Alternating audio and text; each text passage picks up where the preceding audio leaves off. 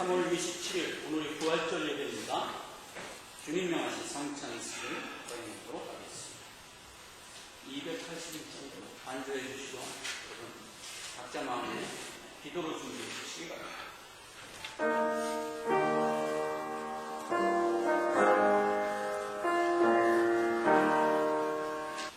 나는 하늘로서 내려온 산 떡이니 사람이 이 떡을 먹으면 영생 가리라.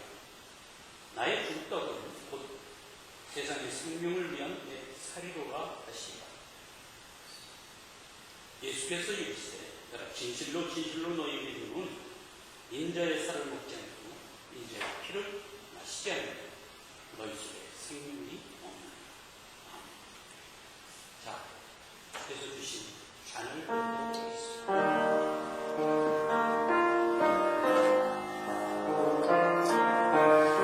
내 살을 먹고 내 피를 마시는 자는 영생을 가지고 마지막 날에 내가 그를 다시 살리리. 내 살은 참된 양식이요 내 피는 참된 음료로다. 내 살을 먹고 내 피를 마시는 자는 내 안에 거하고 나도 그 안에 거하나니 살아계신 아버지께서 나를 보내시며 내가 아버지를 인하여 사는 것 같이 나를 먹는 그 사람도 나를 인하여 살리라. 잠시 기도하겠습니다. 하나님 은혜를 감사합니다. 주께서 십자가 지시기 전에 우리에게 행하여 이루라 하신 성례를 오늘 우리가 행하겠습니다. 주께서 주실 떡과 잔을 우리가 마심으로써 우리가 주님 오시는 그날 십자가 대속의 은혜와 부활을 늘 인식하고 우리의 성화의 여정이 바르게 나가도록 힘과 더하여 주시옵소서. 예수님의 이름으로 기도했습니다. 아멘. 오늘은 부활절 칸타타로 준비를 했습니다. 하나님 앞에 찬양하고 말씀 드리도록 하겠습니다. 새벽에 대제사장들이 예수를 결박하여 빌라도에게 넘겨주니 빌라도가 그때 예수께서 대답지 아니하시니 빌라도가 기이 여기더라. 저희가 소리 지르되 없이 하소서 없이 하소서 저를 십자가에 못 박게 하소서 하니라. 이에 예수를 십자가에 못 박히게 저희에게 옮겨 주니라.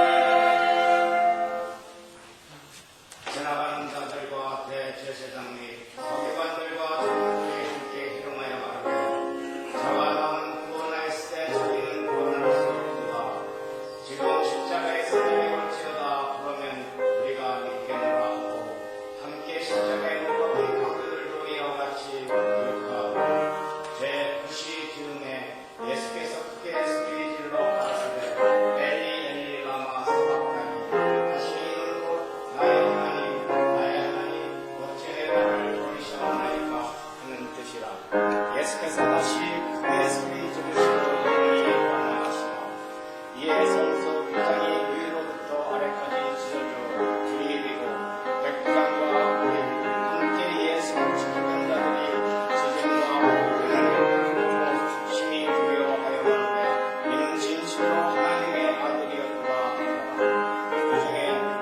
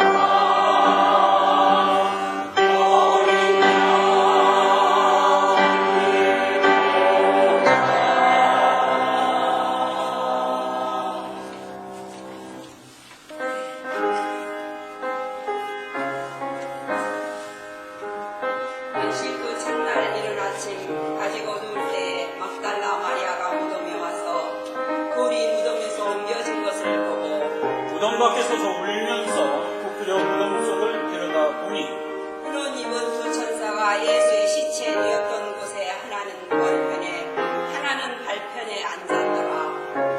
바울이 가로되 여자여 어찌하여 우느냐 가로되 그가 여기 계시지 않고 그의 말씀하시는 대로 살아나셨느니라. 빨리 가서 그의 제자들에게 이르되 그가 갈릴리 거기서 너희가 배우리라 하라.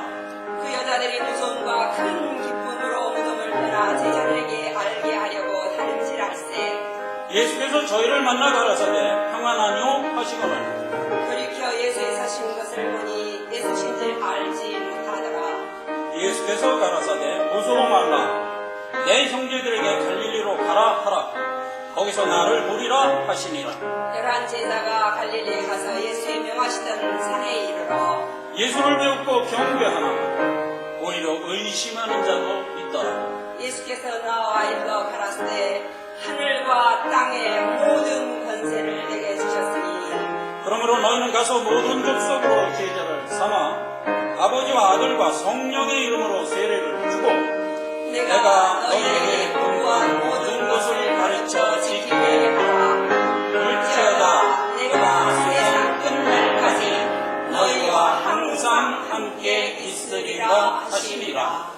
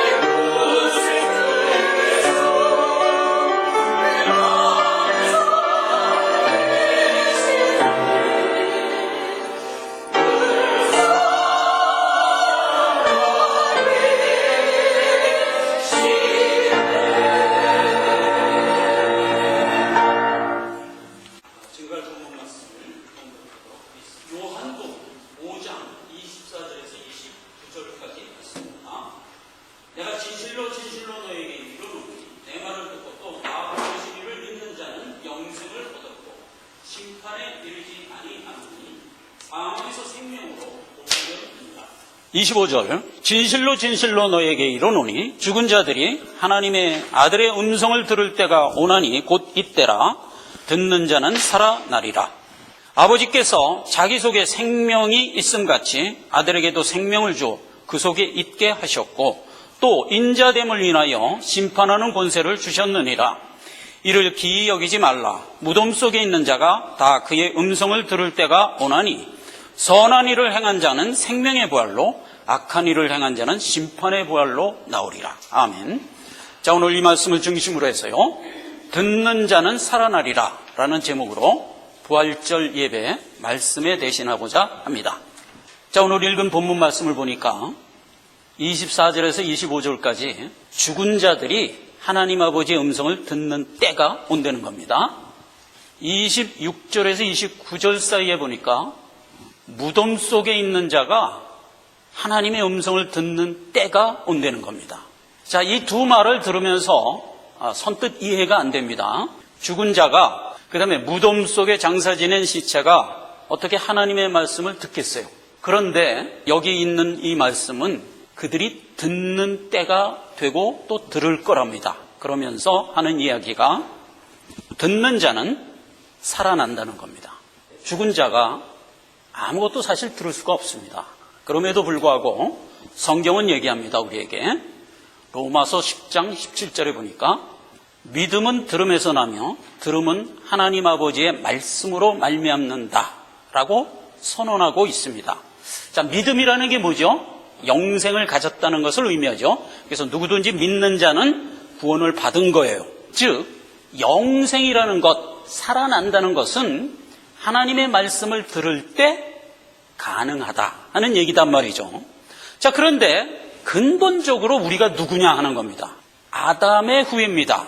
아담은 창세기 2장 17절에 하나님의 명을 어기고 정령 죽을 자가 되어서 둘째 사망 아래로 떨어진 자들이에요. 우리가 지난 시간에 살펴봤죠. 그렇죠. 둘째 사망이라는 건 하나님과 완전히 분리돼서 유황불로 들어갈 자를 의미하는 말이잖아요. 죽고 또 죽어. 영원히 죽은 자란 말이에요. 자, 그런 영원히 죽은 자에게 하나님의 말씀이 증거되면 이들이 살아난다 하는 얘기란 말이에요. 자, 그래서 이 얘기는 원리를 우리가 알아야 되는 문제고, 또 그렇게 원리를 안 자가 하나님이 우리에게 준 지성과 인성을 갖고 고백해야 될 문제다 이 말이에요. 지난 시간에 이제 우리가 얘기했죠. 사람이 언어 중에 원리대로 얘기하는 사람이 별로 없어요. 언제든지 사람이 가지고 오는 인성과 정분으로 얘기를 하죠. 믿으면 구원을 얻으리라 이렇게 얘기를 하는 거라고 제가 얘기했어요. 하나님은 공의의 하나님이면서 사랑의 하나님이다. 이 양면성을 가지고 있습니다. 그래서 하나님이 우리에게 이 두 가지를 다 준 겁니다. 논리적으로 잘 판단할 수 있는 분별력이라는 지각도 주고 또 우리에게 인성도 주었어요. 그래서 하나님이 우리에게 주시는 푸근함, 정분 이런 걸 이제 우리에게 주셨는데 실제로 삶을 살아가는 것은 정분 갖고 살게 했어요. 그래서 이 두 가지 측면이 우리에게 다 있는 겁니다. 사람마다 조금씩 그 성향이 틀려요. 어떤 사람은 논리적인 쪽에 좀 이렇게 잘 발달된 분이 있고 어떤 사람은 은혜 쪽에 좀 이렇게 많이 발달된 사람이 있고 그래요. 성경은 우리에게 말합니다. 하나님이 우리에게 지각을 주셨다는 겁니다. 근데 원래 하나님이 지각에 뛰어나신 분이거든요. 그러니까 우리로 하여금 산자로서 이 길을 은혜와 화목 가운데 걷게 하셨다. 이렇게 얘기를 했잖아요. 하나님이 우리에게 가정을 줄 때 이 가정이 이 두 측면의 성향을 가진 사람이 만나는 모델이 있어요. 한쪽이 좀 논리적이면 한쪽은 좀 은혜롭고 정분적인 쪽 이렇게 만나는 게 최고예요. EQ가 좀 여자분이 잘 발달돼 있고 남자는 좀 논리적으로 따지기를 좋아하고 이러는데 이렇게 만나면 이 최고입니다. 그렇게 만나면 이제 어떤 유익이 있냐면 분별력이 분명하기 때문에 곁길로 가다가도 다시 돌아오는 그런 성향을 강하게 보입니다. 이게 이제 논리력의 결과입니다. 그러면서도 한쪽이 정분의 성향이 있으면 늘 화목을 이끌어냅니다. 그래서 이제 둘이 잘 조화가 되게 돼 있어요. 그래서 이제 젊은이들 결혼을 하면 자기 성향을 좀 잘 파악하고 내가 이러면 이런 사람을 향하여 좀 이렇게 관심을 갖고 해서 좋은 짝들을 만나기를 사족과 같이 제가 말씀을 드립니다. 다시 본문으로 돌아갑시다. 죽어 있는 우리가 하나님의 음성을 어떻게 듣냐 하는 문제를 이제 우리가 해결을 해야 돼요. 죽은 상태에서는 못 들어요. 살아야 들어요. 그러니까 이미 하나님의 음성을 사람들에게 던질 때 듣는 자는 살아나리라 했을 때 그 듣는 자가 누구냐 이 말이에요. 살아난 자인데 내적 부르심이라고 그래요. 그러니까 죄인 가운데 내가 예수도 모르고 아무것도 모르고 살지만 이미 택한 자는 하나님이 내적 부르심으로 성령이 그 심령 가운데 내재하세요. 이게 하나님이 먼저 하신 일이에요. 그가 자기도 모르는 사이에 성령의 능력으로 생명을 갖게 되는 거예요. 그 상태에서 하나님의 말씀이 증거되면 듣는 겁니다. 여러분, 하나님의 말씀을 들었는데 확 은혜가 돼. 아멘하고 싶어. 그래서 아멘하고 나왔어. 그러면 구원을 받은 거예요. 그런데 그 이전에 무엇이 선행됐다? 하나님의 성령이 내적 부르심으로 나에게 먼저 임했다는 것을 알란 말이에요. 그 당시엔 모르지. 내가 믿어서 구원받은 거로 안단 말이에요. 그러나 훨씬 은혜를 받고 신앙생활 한 10년쯤 지난 다음에 그걸 아는 거야 내가. 그때 하나님이 이미 나에게 내적 부르심으로 성령이 내 안에 들어오셨던 거였구나. 이렇게 이제 아는 거예요. 로마서 3장 13절에 보면 우리의 원래 모습을 이렇게 얘기합니다. 저희 목구멍은 열린 무덤이요 그 혀로는 속임을 베풀며 그 입술에는 독사의 독이 있다 그래요. 이게 다 누구라? 죄인된 사람의 모든 성품이에요. 여러분, 죄인된 사람들이 하는 모든 말이 독사의 독이며 그가 하는 모든 입의 소리가 다 열린 무덤일까? 맞아요. 열린 무덤이에요. 그게 어디에서 증명되죠? 그대로 살다 죽으면 그냥 지옥이라니까요. 그러니까 이제 무덤이나 똑같은 거예요. 안 믿는 자는 어떻게 살든 결론은 뭐다? 지옥이에요. 왜? 창세기 2장 17절에 이미 정령 죽을 자가 됐잖아요. 자, 그런 상태라는 것을 먼저 인식을 하고, 요한복음 3장 3절에는 뭐라고 얘기를 했냐면, 예수께서 가라사대 진실로 내가 너희에게 이르노니 사람이 새롭게 태어나지 않으면 구원받을 수 없다 이랬다고요. 그러니까 죽어있는 자가 새롭게 태어나는 건 내 뜻대로 안 되지요. 내 능으로도 안 되고 하나님이 살려줘야 된단 말이에요. 그러므로 내적 부르심은 나와 상관없이 하나님이 하신 사전의 일이다 이 말이에요. 이걸 믿는 자가 다 인식을 하셔야 돼요. 우리가 살아난 것을 굳이 성경은 두 가지로 구분해요. 첫째는 영이 먼저 살고 몸은 나중에 주님 재림할 때 살려주겠다 이렇게 된 얘기인 거는 여러분 익히 아시죠? 로마서 8장 10절에 보니까 예수 그리스도가 너희 안에 계시면 너희 몸은 죄로 인하여 지금 죽어 있지만 영은 의를 인하여 살았다 이렇게 해서 영부터 살려주는 거란 말이에요. 자, 그 얘기가 에스겔서 37장 13절에 이렇게 기록되어 있습니다.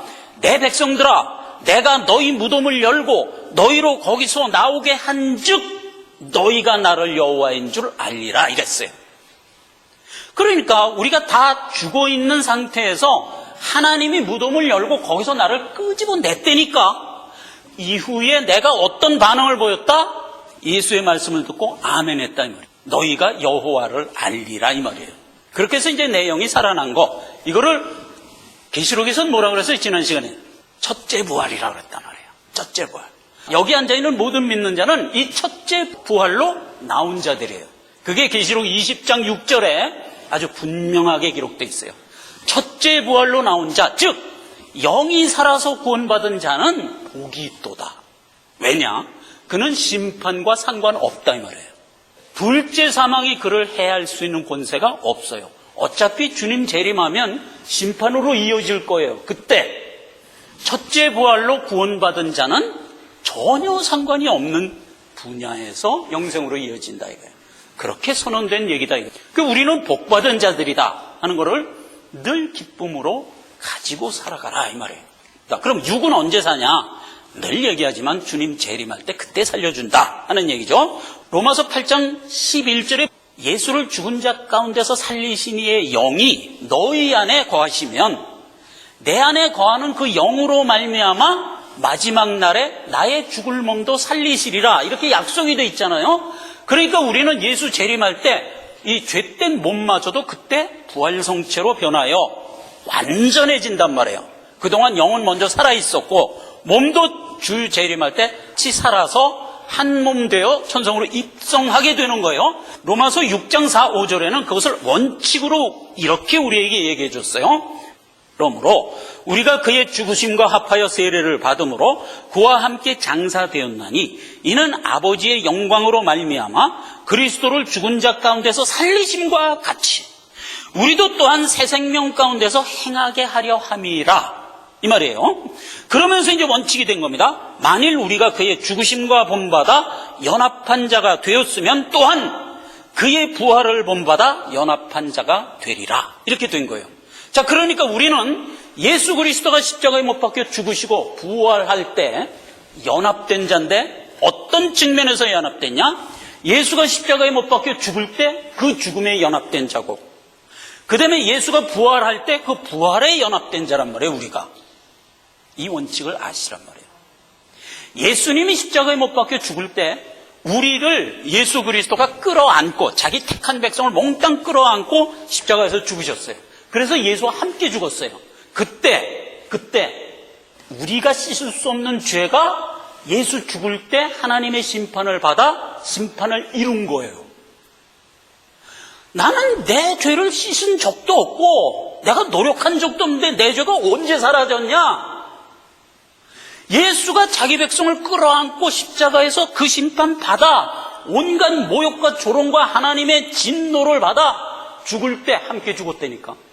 그래서 내 죄가 씻어진 거예요. 그래서 이걸 성경은 뭐라고 그래요? 대속이라고 그러잖아요. 대신 속해줬다 이 말이에요. 그렇게 해서 속해진 거예요. 그러니까 이제 우리는 예수 십자가 때 우리는 어떻게 돼요? 무죄한 자가 돼버렸지. 죄 없는 자가 돼버린 거예요. 그 상태에서 하나님은 우리를 살린 거예요. 하나님은 죄인과 교분할 수 있어요, 없어요? 없지. 죄인과 하나님의 만나면 어떻게 돼요? 그냥 스파크가 일어나지. 시내산에서 우리 경험했잖아요. 하나님이 시내산에 강림하자 어떤 현상이 일어났어요? 온 세상이 난리가 났지. 그런데 십자가 대속에 우리가 연합하여 함께 우리의 죄가 죽음으로써 그때 우리 죄가 씻어져서 우리가 무죄한 자가 되자 그렇게 살아난 우리를 하나님은 만나면 화목이 되는 거예요. 스파크가 안 일어나는 거예요. 화목이 되는 거예요. 예수 그리스도와 우리가 한 몸을 이루라 하면서 준 창세기 2장 마지막 절에 선언된 말이에요. 아담과 하와가 벌거벗었으나 서로 부끄러워 아니하리라. 이런 관계가 됐단 말이에요. 그때 아담은 누구의 상징이라고 그랬어요? 예수 그리스도. 여자는 누구의 상징이라고 그랬어요? 교회, 우리. 그랬죠? 그래서 예수와 우리가 한 몸을 이룰 때 전혀 허물이 없는 사이가 돼버리는 거예요. 옛날에는 스파크가 일어났다니까. 나갈 수가 없어, 하나님 앞에. 나가면 죽는 거야. 너희가 나를 보고 살 자가 없는 거예요. 그런 우리를 허물 없는 사이로 만들어버렸다 이 말이에요. 오늘 부활절을 맞아서 우리가 분명히 알 것은 십자가 대속으로 우리의 죄를 사하시고 부활 때 연합하여 우리를 살리심으로 우리가 하나님과 아무런 허물 없이 연합할 수 있는 자로 만드셨다를 분명히 인식하는 시간이 되기를 바란다 이거예요.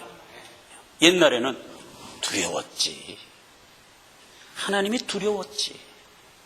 예수님이 어려웠지. 이젠 아니다 말이에요. 지난주에 우리 딸이 멀리 여행을 떠나면서 이제 우리 집을 들려서 갔어요. 그래서 이제 만났는데 오래간만에 보죠. 우리 손주딸하고 이제 손자 녀석을 오래간만에. 뭐 저기서부터 뛰어와갖고 뭐 짬뿌를 하고 내 품으로 뛰어들어오는 거야. 덜썩 안아가지고 얼마나 즐겁게 해우를 했는지 이런 관계가 된단 말이에요. 허물이 없는 거예요. 허물이. 그래서 우리가 신앙생활을 할 때 그 어떤 것도 다 주께 아무런 허물 없이 내려놓는 자가 된단 말이에요. 주님은 성화의 여정 가운데 우리를 어떤 기쁜 눈으로 바라보냐 하면 버려야 할 것을 내 앞에 얼마나 많이 갖고 왔느냐로 기뻐하신다고 그랬어요. 훌륭한 걸 만들어 갖고 하나님 내가 이렇게 만들어 갖고 왔어요. 그러면 기뻐하는 거? 아니요. 그거는 세상의 헛된 종교들이 하는 짓거리예요. 지성이면 감천이라 그래서 뭐 나의 그 성심과 열심을 만들어서 어떻게 신한테 좀 갖다 이쁘게 보여서 선물 좀 받으려고 하는 것은 죄된 인간들이 가지고 있는 종교 행태예요. 기독교는 아니요. 얼마나 많이. 그러니까 주님은 언제든지 상한 심령을 기뻐하는 거예요. 주님이 받는 제사는 뭐예요? 상한 심령이라고요. 그러니까 내가 얼마나 많이 주 앞에 내려놓느냐가 우리가 드려야 할 제사라고요. 그게 이 땅을 살아가는 우리의 제사라고요. 그러니까 우리는 성화의 여정 가운데 어찌하든 뭐 좀 많이 만들어가지고 하나님을 드려야지. 이게 아니고 얼마나 많이 나의 잘못된 것을 뽑아서 주 앞에 내려놓느냐 싸움이란 말이에요.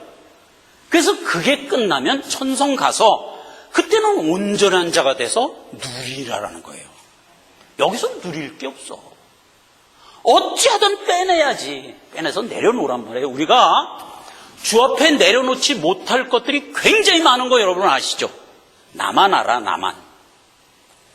어디다 얘기할 수 도저히 없는 그런 거 많아요. 많지만 나와 주님은 은밀하게 그렇죠? 다 내려놓으란 말이에요. 주 앞에 다 내려놓고, 그러면 주님이 그걸 기쁘게 받고, 그걸 주님은 나에게 원한단 말이에요. 내가 드릴 제사라니까, 그게. 내가 드릴 예배라니까. 우리가 가해자로 살았던, 피해자로 살았던 과거의 주를 모르는 삶은 사실 아무런 가치가 없어요. 어차피 다 지옥이니까. 그러니까 내가 가해자로 살았다고 해서 평생 그거 짐 갖고 살면 안 돼. 내가 피해자로 살았다고 해서 쫄아붙어도 안 돼. 그건 어차피 소용없는 삶이었다고요. 주를 만나는 순간부터 그 모든 나의 여건을 몽땅 주 앞에 다 탁 내려놓고 이제 새로운 삶의 삶을 시작하라 이거예요. 그러니까 우리는 과거의 어떤 사람도 주 앞에 구원을 받으면 그때서부터 새로운 삶인 거예요. 그때서부터 거듭난 삶인 거예요. 그러니까 과거가 우리하고 전혀 상관이 없어요. 다 내려놨기 때문에. 이 기쁨을 아십니까, 여러분? 우리가 그냥 평상으로 살았기 때문에 이 기쁨을 사실 솔직히 잘 몰라. 십자가상의 강도처럼 산 사람이 더 강하게 이걸 알아요. 평생 강도질하면서 살았다니까. 죽기 5분 전에 주님한테 구원받았어. 그랬을 때 이 강도가 한 일이 뭐예요? 그냥 죽게 다 내려놓고 마지막으로 보인 성품이 뭐예요? 기가 막힌 성품 보인 거 여러분 아세요? 옆에 있는 강도가 막 예수님을 욕했어. 그러니까 이 구원받은 강도가 뭐라고 그랬는지 아세요? 야 이놈아, 너나 나는 평생 강도질해서 이 십자가형 당해도 할 말이 없는 자 아니냐. 그런데 지금 저 주님이 우리의 죄를 대신하여 십자가에서 죽고 있는데 어찌 주님한테 욕을 하냐 이놈아. 이러면서 죽잖아요. 요걸 깨달았단 말이에요 벌써. 누가?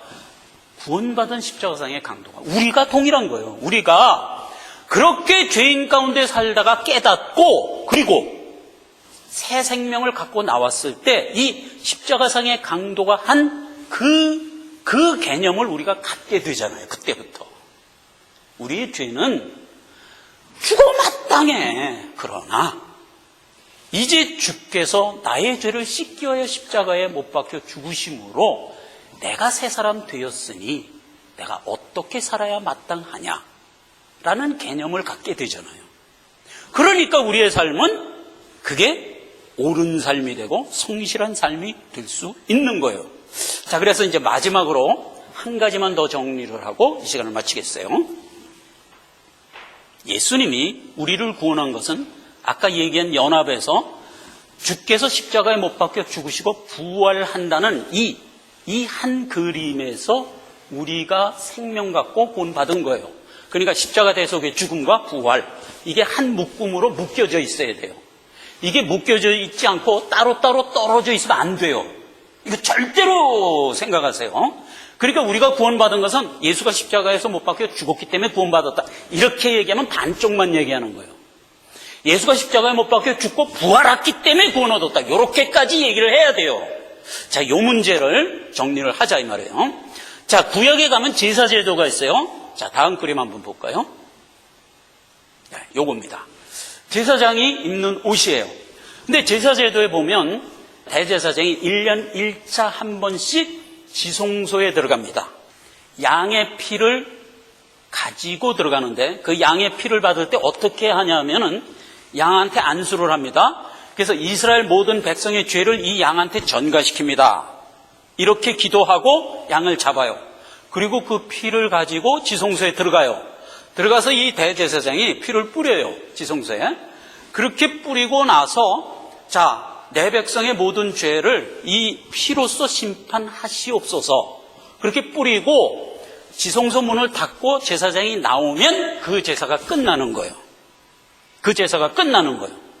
그런데 그렇게 피를 뿌리고 나오기 전에 지성소 안에서 죽는 경우가 생겨요. 그런 일이 있었어요. 옛날 제사제도에. 그러니까 대제사장이 양의 피를 갖고 백성의 죄 대신해서 뿌립니다 하고 나가려고 그러는데 확 죽어버린 거야.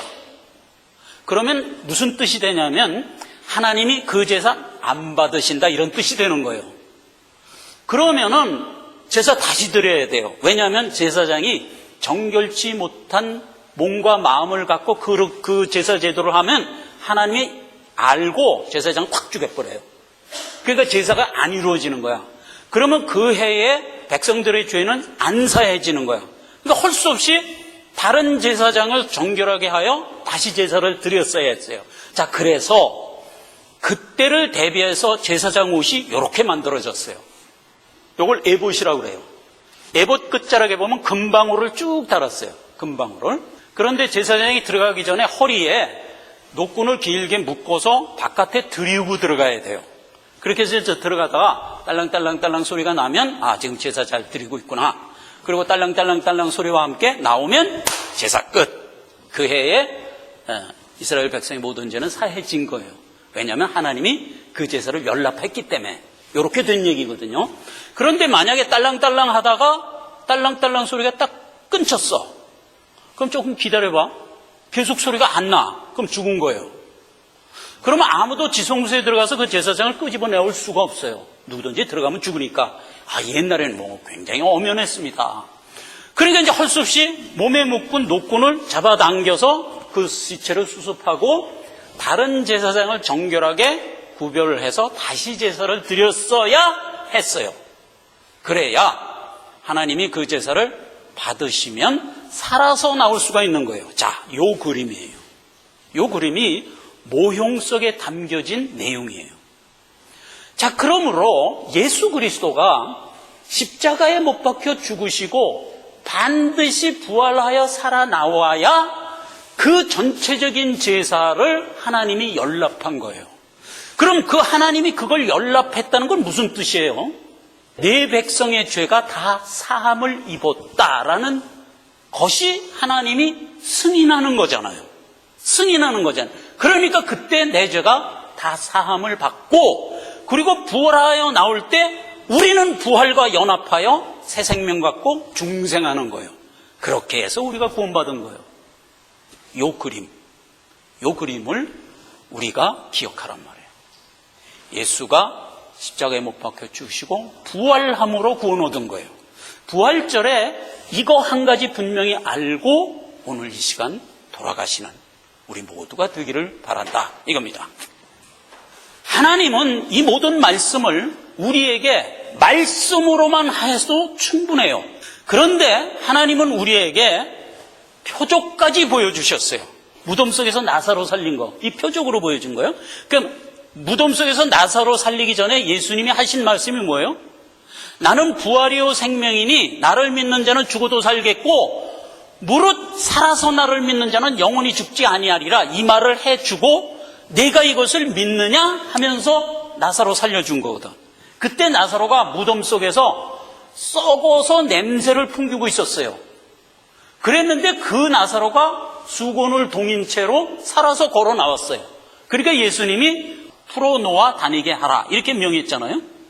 그렇게 된 표적을 우리에게 보여줬어요. 근데 이 표적 말고 표적 하나를 더 보여주세요. 그 표적을 보자 말이에요. 마태복음 27장에 있는 표적입니다. 자, 주보에 기록되어 있어요. 예수께서 다시 크게 소리 지르시고 영원히 떠나시다. 이에 성소 휘장이 위로부터 아래까지 찢어져 둘이 되고 땅이 진동하며 바위가 터지고 52절 무덤이 열리며 자돈 성도들의 몸이 많이 일어나되 53절 예수의 부활 후에 저희가 무덤에서 나와서 거룩한 성에 들어가 많은 사람에게 보이니라. 이런 표적을 보여줬다고요. 여러분, 예수님 부활하자 여기저기서 무덤이 팡팡팡팡 열려갖고 거기서 죽은 성도들이 많이 살아서 부활해서 나왔어요. 그래갖고 거룩한 성에 들어가서 성도들한테 보였어요. 이런 표적을 우리에게 보여줬어요. 자, 이것은 마태복음에만 나오는 표적인데 그 이상 더 자세한 얘기는 하지 않았어요. 자, 보세요. 성소 휘장이 위로부터 아래로 찢어졌어요, 먼저. 그리고 바위도 터졌어요. 그리고 무덤이 열려서 거기서 죽은 자들이 나온 거예요. 자, 그 표적을 우리에게 보여줬는데 이것은 신약에 들어오면 기막히게 해석이 돼 있죠. 히브리서 10장 20절에 이렇게 해석되어 있어요. 그 길은 우리를 위하여 휘장 가운데로 열어놓으신 새롭고 산 길이요. 그 휘장은 곧 예수의 육체니라. 이렇게 되어 있잖아요. 그러니까 예수가 자기 몸 찢어서 내 백성을 구해낸 것을 표적으로 이렇게 보여줬던 거예요. 그러니까 지성소를 가로막고 있는 휘장을 하나님이 위로부터 아래로 찢었어요. 그래서 갈라놓으신 것은 이제 하나님과 나 사이에 막혔던 허물의 벽이 없어지고 아까 얘기했던 대로 우리가 그냥 뛰어들어가서 아이고 내 아버지하고 목을 끌어안는 그런 관계가 됐다는 얘기예요. 그걸 이제 휘장을 갈라지는 것을 보여주셨고, 그런데 그 휘장은 원래 무엇에 대한 상징이었다? 예수 그리스도의 십자가 죽음에 대한 상징이었다 그랬잖아요.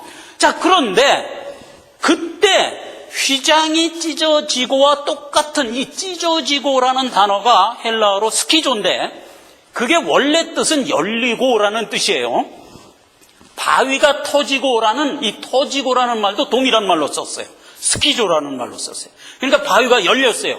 이스라엘의 무덤은 우리와 틀려서 동굴 속에다가 무덤을 만들어 놓고 큰 돌을 입구에다가 이렇게 막아놓는 스타일이죠.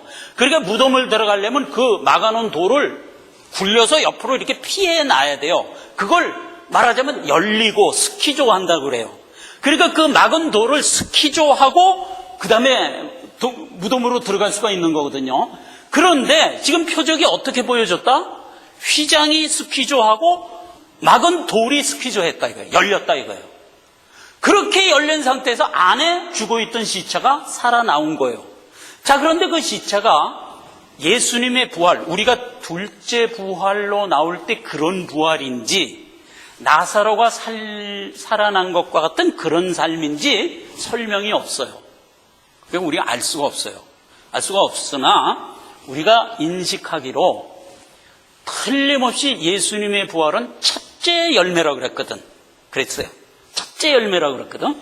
그러니까 부활 때까지, 예수님 재림하여 우리가 둘째 열매로 나올 때까지는 예수님 부활과 같은 부활은 없다고 인정하는 것이 상식적으로 맞는 얘기예요. 그렇죠? 그러니까 여기서 보여준 표적은 나사로 살린 것과 같은 그런 표적이 아니었을까라고 추측을 할 뿐이에요. 더 이상 자세한 얘기는 없지만 우리가 성경의 모든 것을 다 종합해 볼 때 그 말이 맞는 것 같아요. 그렇게 해서 나사로 살릴 때와 같이 동일한 표적으로 죽은 자를 살려서 내와서 성도들에게 보였어요. 거룩한 성에 들어가서 사람들에게 보였다 하는 게 거룩한 성이 뭘까? 교회잖아요. 교회. 거룩한 성 교회잖아요. 그러니까 교회에 들어가서 성도들한테 보였다. 예수님도 부활해갖고 승천하시기까지 40일간 누구에게 보였어요? 제자들과 성도들에게 보였잖아요. 그와 같이 이들도 보였더라. 아마 그런 표적이었어요. 자, 하나님은 우리를 구원하는 모든 이것을 말씀으로 잘 풀어서 서술하면 그거로 충분해요. 그런데 왜 이런 표적을 보여줘야만 했을까? 말이에요. 우리가 이 표적을 보면서 은혜를 받기보다는 오히려 깊은 자성을 하게 돼요. 여러분 안 그러세요? 이러한 표적을 굳이 하나님이 만들어서 보여준 그 하나님의 역사에 솔직히 민망함을 느껴요. 그래요, 안 그래요? 말씀만 하시옵소서. 그것으로 충분합니다. 이런 믿음으로 가야 마땅해요, 우리는. 그럼에도 불구하고 우리가 못 믿는다고요. 오늘 칸타타에서 마지막 박선호 권사님하고 나하고 읽은 말 중에 그 말이 있었던 거 여러분 기억하시죠? 갈릴리로 오라 하라.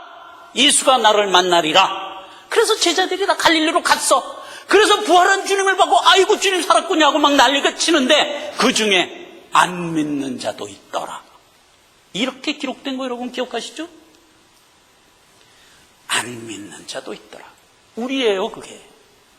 눈으로 보고도 못 믿어요. 원래 하나님이 주신 말씀만 갖고 충분히 믿었어야 했다고요. 우리의 죄성이 이렇게 연약하고 완악하다는 것을 깨달으란 말이에요. 십자가에 못 박혀 죽으시고 부활하여 보여주신 이 표적을 우리에게 굳이 남겨주신 것을 통해서 우리가 더 자성하고 주님이 그런 역사로 우리에게 배려한 것을 민망하게 여기면서 더 믿음을 굳게 하여 경성하는 우리가 되자 하는 겁니다. 기도합시다. 하나님 아버지 은혜를 감사합니다. 오늘 부활절을 맞아서 하나님이 우리에게 주신 귀하고 복된 말씀, 우리 죽은 자를 생명 가져 이 길을 걷게 하신 은혜에 감사를 드리오며 더 경성하여 명한 신앙을 가지고 살아가는 우리 모두가 되게 하여 주시옵소서. 예수님의 이름으로 기도했습니다. 아멘.